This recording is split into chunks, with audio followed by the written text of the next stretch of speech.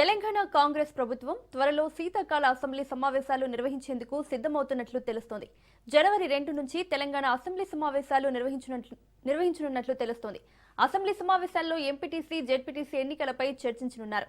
PSCS ఎన్నికలపై కూడా నిర్ణయం తీసుకునే అవకాశం ఉంది. 42% బీసీ రిజర్వేషన్ల కోసం కేంద్రంపై ఒత్తిడి తెచ్చేలా ప్రభుత్వం ప్రణాళికలు రచిస్తున్నట్లు తెలుస్తోంది.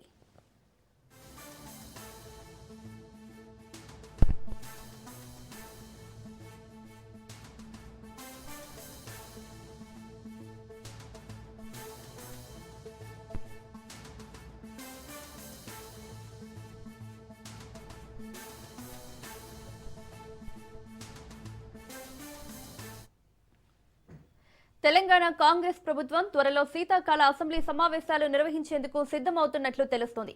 జనవరి 2 నుంచి తెలంగాణ అసెంబ్లీ సమావేశాలు నిర్వహించనున్నట్లు తెలుస్తోంది. అసెంబ్లీ సమావేశాల్లో ఎంపీటీసీ, జెడ్పీటీసీ ఎన్నికలపై చర్చించనున్నారు. పీఎస్సీఎస్ ఎన్నికలపై కూడా నిర్ణయం తీసుకునే అవకాశం ఉంది. 42% బీసీ రిజర్వేషన్ల కోసం కేంద్రంపై ఒత్తిడి తెచ్చేలా ప్రభుత్వం ప్రణాళికలు రచిస్తున్నట్లు తెలుస్తోంది.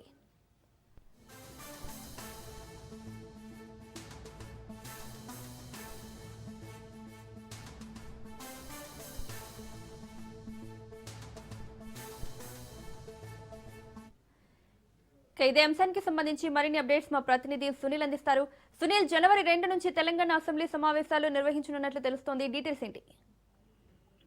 ప్రస్తుతం ముఖ్యమంత్రి రేవంత్ రెడ్డి అధ్యక్షతన ప్రస్తుతం అయితే బంజారాహిల్స్ కమాండ్ కంట్రోల్ లో మంత్రులతో సమావేశం జరుగుతుంది. ఇంక దాదాపు గంటన్నర నుంచి ఈ సమావేశం కొనసాగుతుంది. ఈ సమావేశంలో అనేక కీలక అంశాలపై కూడా ముఖ్యమంత్రి రేవంత్ రెడ్డి మంత్రులతో సమావేశం చేసి నిర్ణయం తీసుకున్న కూడా సమావేశం జరుగుతుంది. ఇందులో ప్రధానంగా జనవరి 2 నుంచి శీతాకాల అసెంబ్లీ సమావేశాలు నిర్వహించాలని రాష్ట్ర ప్రభుత్వం భావించినట్టు కూడా సమాచారం తెలుస్తుంది.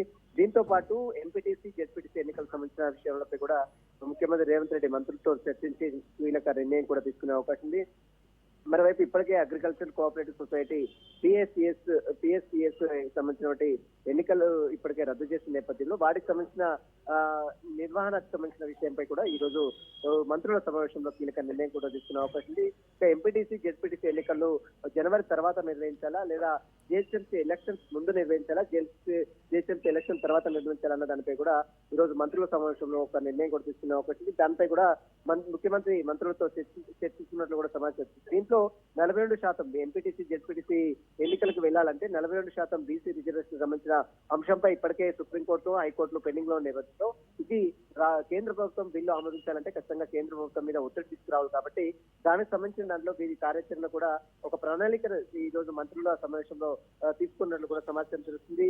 మరోవైపు ఇరిగేషన్ ప్రాజెక్టు సంబంధించిన విషయంలో నిన్న మాజీ ముఖ్యమంత్రి కేసీఆర్ చేసిన వ్యాఖ్యలకు సంబంధించిన విషయాలపై కూడా ఈరోజు మంత్రులతో కీలక నిర్ణయం కూడా తీసుకుని మంత్రులతో సమావేశం ఏర్పాటు చేసుకున్న ముఖ్యమంత్రి కీలక నిర్ణయం కూడా తీసుకునే అవకాశం ఉంది. దీంతో పాటు జిహెచ్ఎంసీ డీలిమిటేషన్ సంబంధించిన వివాదం కొనసాగుతున్న నేపథ్యంలో ఇప్పటికే హైకోర్టులో వివాదాలు ఉన్న నేపథ్యంలో దానికి సంబంధించిన విషయాలైతే కూడా పూర్తిగా సమావేశంలో చర్చించినట్టు కూడా సమాచారం. దీంతో పాటు మరోవైపు హిల్ట్ ప్రాజెక్ట్ సంబంధించిన విషయాలు గ్లోబల్ సమ్మిట్ సక్సెస్ అయింది.